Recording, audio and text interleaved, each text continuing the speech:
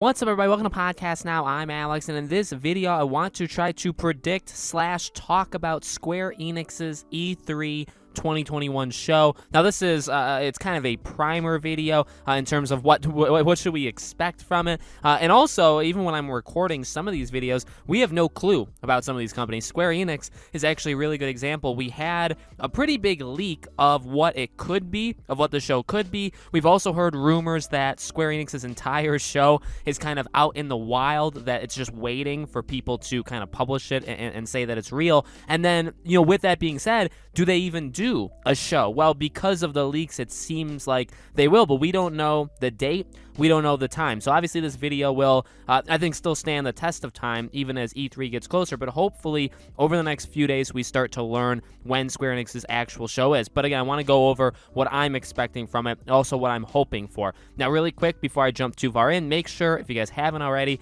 you guys are subscribed, bell icon turned on. I've done loads of E3 videos. Yesterday, we predicted Microsoft and Nintendo's conference. Today is a couple more, and we're going to be doing it basically every day for the next little while. So lots of E3 coverage. Hit the like button. Definitely helps these videos out. And if you want to financially help us, you don't have to, but just something to throw out there, we do have a Patreon, and we do have YouTube memberships. Obviously, the link for Patreon is in the description, and the join button right next to the subscribe button is for memberships. You get exclusive stuff. If you guys want to check it out, I'd be very, very grateful. But let's talk about this. Now, it's going to be very hard to discuss my own personal opinions, basically because they've been tainted by the supposed leaks, by what, is possibly going to be there. So, you think about Square Enix. Okay, I'm just going to kind of go off the top of my head. Avengers. I do expect Marvel's Avengers to be there in some capacity. I can't imagine they let it go without mentioning it, right? I don't know what you'd want to mention. Sometimes you'll talk about the success of the game or whatever. I think they could obviously show a little bit of Black Panther.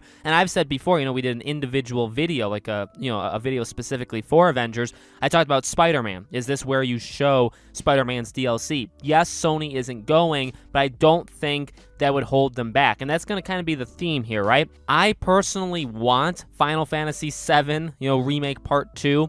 Some people have said it's going to be there. Some people have said it's not going to be there. So it's kind of a 50-50 shot. I think at the very, just a teaser. So, and again, this is why it's kind of a predictions video, kind of like what to expect. I do think we get something Final Fantasy related. Maybe that prequel Final Fantasy game that is going to be like the Sony exclusive. Again, there's that thread of Sony connected to it. So I do think something Final Fantasy. You could say Final Fantasy 16. I feel like some Final Fantasy things will probably be held back to talk about with Sony, like in conjunction with them at some point, but I do think something. So if you want to tease, Remake Part 2, or you want to announce this brand new game and say that's a PlayStation exclusive, I'd say one of that. Now, I think I actually made a video specifically on this too. Kingdom Hearts. Now again, the thing, I wish I didn't see the leak, because the leak, again, potentially, if it's real, if it's not real, then whatever, and it doesn't have to be real. The leak talked about a new Kingdom Hearts game that would be shown, and it would release in 2022.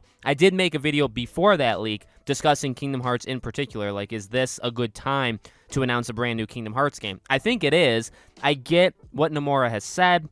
You look at next year for the anniversary, and people have even said, just because 2022 is the anniversary doesn't mean a game has to release that year. It could just mean that they're going to announce a game that year. So that makes sense. I don't think there's anything wrong with thinking that. So for Kingdom Hearts, it's kind of one of those situations where I wouldn't be shocked. Like, if they show a new Kingdom Hearts game, it would be outrageously cool, right? I'd be so excited, but it wouldn't be shocking. It also wouldn't be shocking if they didn't do it. It's like, okay, well, there's been hints that they're not going to do it. They basically said they don't want to do it, but again, they could very well be lying. So, Kingdom Hearts, kind of 50-50. Final Fantasy, like I said, I think some things. Avengers, I think there'll be some things. Black Panther, probably a Spider-Man tease. Now, I do believe this. I will say this is like my, I guess, quote-unquote bold prediction for Square Enix. I think Tomb Raider. I really think, they back in January, they talked about Tomb Raider. They talked about how, obviously, they're making a new game, but they're not going to talk about it for a while. But again, definitions are fuzzy, right? What does a while mean? A while could mean 6 months, which has been, or I guess 5 months, which has been.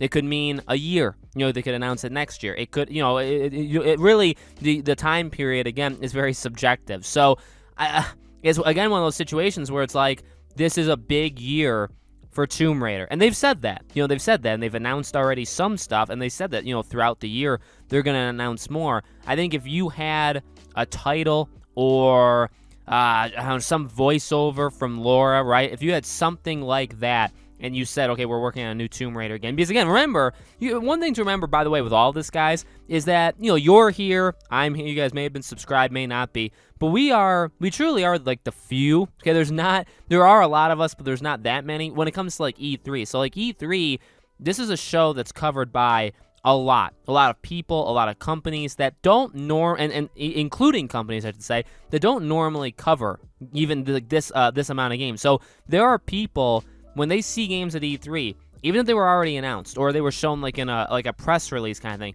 it could very well be the first time that a majority of people see the game or learn about the game. And honestly, with Tomb Raider, I think it would be that situation. Saying, like, the difference is what they've already done.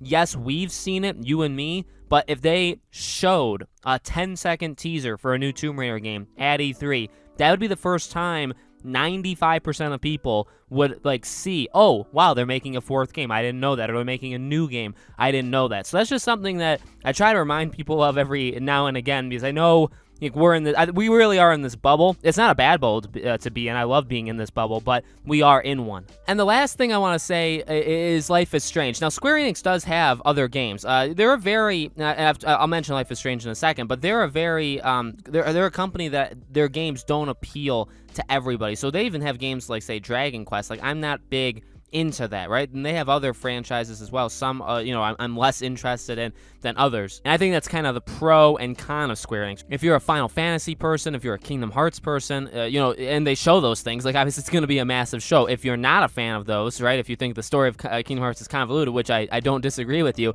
and they show it, and that's kind of like their big thing, well, obviously it's not going to be that big of a deal. But, final thing for me is Life is Strange. So we know True Colors. We know that comes out in September. Now, to be honest with you, I've stopped personally. I know they did the reunion interview, and they did like an hour-long podcast. I did watch that. That was awesome. But really, they've done a lot of kind of trailers or snippets of different things with True Colors. I stopped literally after the announcement. I saw like 2 trailers, and I'm done. I don't need to see anything else. I don't really want to, because I don't really want to be inadvertently spoiled. So, would they show more of True Colors?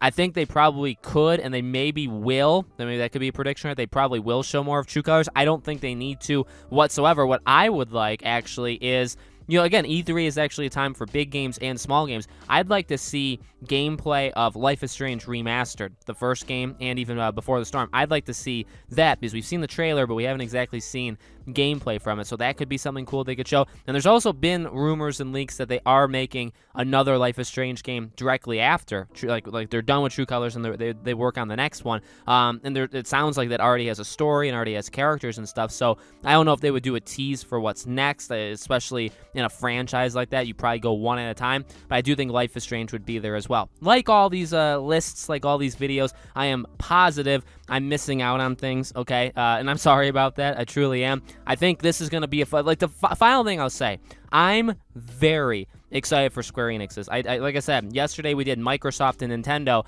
I will tell you flat out honestly, I'm more excited for Square Enix, and I guess Microsoft Bethesda. I'm more excited for Square Enix than both of those, okay? And that's just kind of my personal gaming preference, okay? I really think they have enough properties and franchises and games where they can knock it out of the park if they choose to. And if they choose not to, well, obviously that sucks, but they have that right, okay? So, again, we will be covering it. I don't know when it is. I don't know what time it is, the date, all that stuff, but hopefully I will co-stream it. If not, and even if I do co-stream it, there will be videos afterwards. At the very least, there'll be videos. So if it comes out and they announce like 4 big things, I'll pick a couple of them. We'll make videos on. Depends on which day. Depends on how many other conferences are also on that day. But there'll be plenty of Square Enix coverage as well as all the other presentations. I am going to predict Warner Bros. I'm going to predict Ubisoft. I think also Capcom. So we're going to keep, again, these lists going. I know a lot of you guys seem to really like them yesterday, and I greatly appreciate that. So many more to come. Make sure you guys are subscribed so you see all these videos. Hit the bell icon. Leave a like. Again, Patreon memberships are there if you guys want to as well. You get an exclusive video every month for one of the tiers in the membership. So check that out if you guys want to. Thank you all for watching. I hope to see you all on the next video.